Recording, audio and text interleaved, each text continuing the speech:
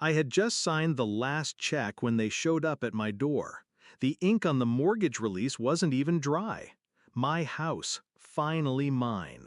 Every brick, every beam, bought with years of sweat and sleepless nights. But my sister-in-law didn't see it that way. She barged in, her kids running wild across the living room I had built piece by piece. "Pack up the guest room," she said, smiling like she owned the place. "We're moving in. This house belongs to the family now." I didn't answer. I just stood there, still holding the envelope that confirmed freedom. My brother walked in behind her, sheepish but silent. My parents followed last, nodding in quiet agreement. It wasn't a request, it was an announcement. 3 years earlier, I wouldn't have believed it. Back then, we were normal. Family dinners, birthdays, the illusion of closeness. I helped them when they needed money, babysat their kids when they needed a break. I thought loyalty was mutual. But over time, the cracks showed. Jokes about me being selfish for living alone. My father asking why I didn't just hand the house keys over since I had no children. My mother whispering that family sacrifices for each other. The final proof came in the form of a text message, meant for someone else. My sister-in-law had sent it to me by mistake. "Once she pays it off, we'll have a place secured. She doesn't even need all that space." That night, I stopped being naive. I didn't confront them, not then. Not when they pushed me to add my brother's name to the deed just in case. Not when my parents stopped inviting me to dinners, as if punishing me would soften my spine. I stayed silent. I played the role of the dutiful outsider. And I planned. I doubled down on my payments. Every extra shift, every weekend side gig, every dollar went into clearing that debt faster.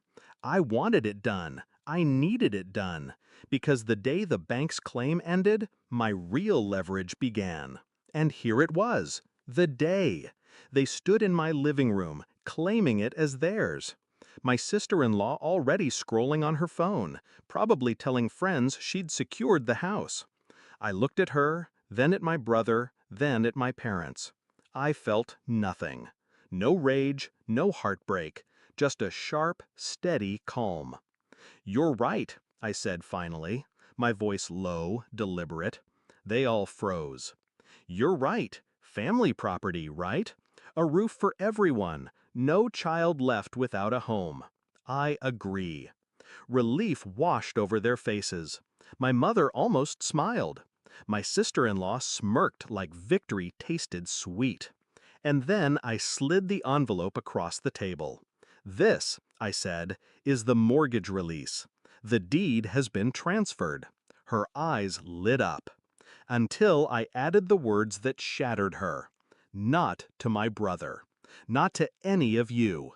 To the local Veterans Trust." Her smirk cracked. "What?" I leaned forward. "I donated the house. It's theirs now. Every nail, every wall. Legally binding, notarized, filed. Your claim? Gone. Your plan? Dead. This house doesn't belong to you. It doesn't even belong to me anymore." The silence was heavy. My brother stared at the floor. My parents shifted, looking anywhere but at me. My sister-in-law's eyes glossed with tears that threatened to spill. "You can't do that," she whispered. I just did. The beauty of revenge is timing. They thought I would fight to keep them out. They thought they could storm in, guilt me, corner me with the illusion of obligation. But they underestimated one thing: my willingness to burn the bridge if it meant they couldn't cross it. I watched her crumble, every ounce of entitlement draining out of her face. My parents muttered about betrayal, about how I'd ruined the family. I almost laughed. Ruined it? They destroyed it years ago, when they decided I was only valuable as a resource to exploit. My brother said nothing. He just led his crying wife and confused kids out the door. That night, the house was silent, empty. Mine, yet not mine. And for the first time, that felt right.